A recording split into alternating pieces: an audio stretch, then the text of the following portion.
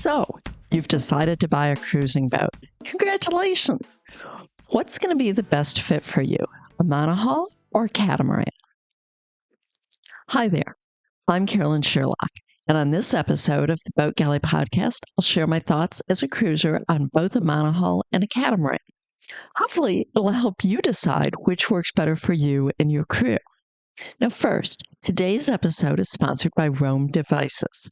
Their Marine Monitor is a premium boat monitoring system that allows you to stay informed with what's happening on your boat while you're ashore.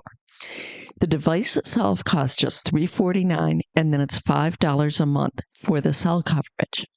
Never be caught off guard by a failing battery or a burnt-out bilge pump. Your boat will text you as soon as anything starts going wrong. The Roam Devices app shows a real-time view of your boat's status and location with an awesome built-in remote anchor alarm. RoamDevices.com. Never worry about your boat from afar again. Use coupon code BOATGALLEY for an exclusive 5% discount. People often ask me, what's better, catamaran or monohull? It's a fair question. I get why people ask. The truth is, there isn't a single right answer. Having owned and cruised both, first 37-foot monohull and later a 34-foot catamaran, I've seen firsthand that each has real advantages and real trade-offs. Let's start with what life's like aboard. When it comes to living space, there's just no contest. Catamarans win, hands down. Even though our cat was 3 feet shorter than our monohull, the living space felt far larger. It's likely that the beds are more standard size, there's more beam, and it all feels lighter and airier. That open feeling can make a big difference if you're living aboard full time, especially in hot climates where you want air moving through the boat. Storage, on the other hand, can be a little different. It varies a lot depending on the design, but in general, monohulls tend to have more built-in storage spaces, deep lockers, and nooks tucked into every corner. Cats, especially lighter ones, don't always have that. Many cat owners end up turning one of the cabins into a storage area, especially if they're cruising long term. Load carrying is another consideration, and that's actually a reason why some of those cats don't have as much built-in storage. No boat likes to be overloaded, but catamarans are more sensitive to weight than monohulls. Too much gear, too many provisions really affect their performance. Something to think about if you like to carry lots of spares or heavy tools. Now let's talk about how they handle underway. Cats are faster, plain and simple. They don't have to push a heavy keel through the water and two narrow hulls, they just slip along. On the flip side, monohulls tend to point a little higher when sailing upwind. Neither one is great at sailing close to the wind when loaded down, but if your sailing style includes upwind work, monohull will usually edge out a cat. Draft is another difference. Cats usually have shallower draft, which means that you can sneak into anchorages where a monohull couldn't dream of going. Of course, some monohulls have centerboards or retractable keels, but for most cruisers, the cat's going to have the shallower draft. Maneuvering is interesting. With twin engines, a catamaran can do some pretty neat things, like spinning in its own length. But that advantage is partly balanced by its wider beam and higher windage. In tight marinas, that extra width can make things tricky. Among monohulls, thin keels are the easiest to maneuver, while full keel boats, especially when backing, are definitely the hardest. Arteana was described as backing like a drunken elephant, and really, it was a pretty true description. When it comes to cockpits, cats are hard to beat for entertaining space.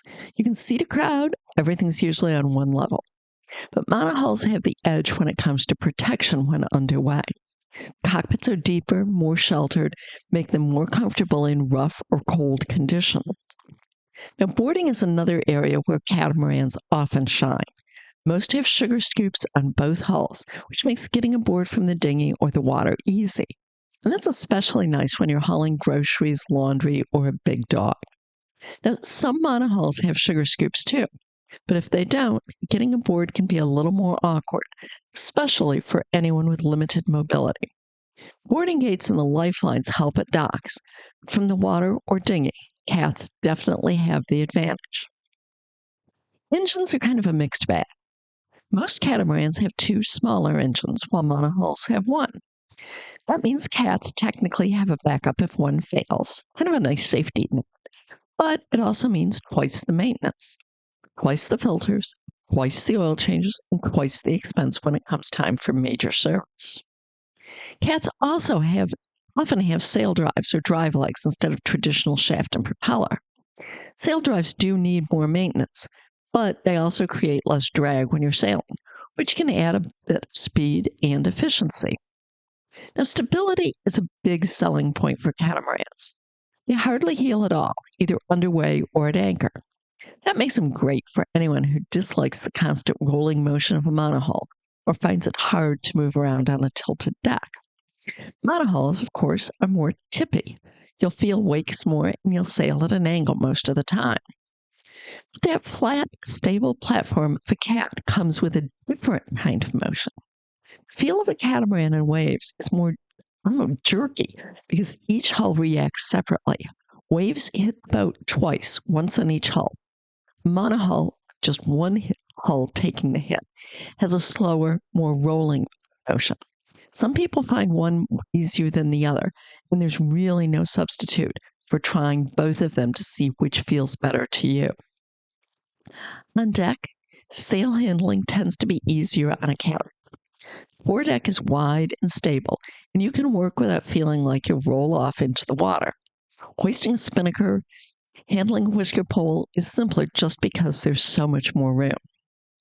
Now, noise is another area of difference between the cats and monohulls. Catamarans can have an annoying slap under the bridge deck when waves hit just right. It can happen even at anchor, definitely underway. It all depends on the wind, the wave height, and the angle of the boat. Last not least, there's the righting ability, something no one likes to think about, but it matters.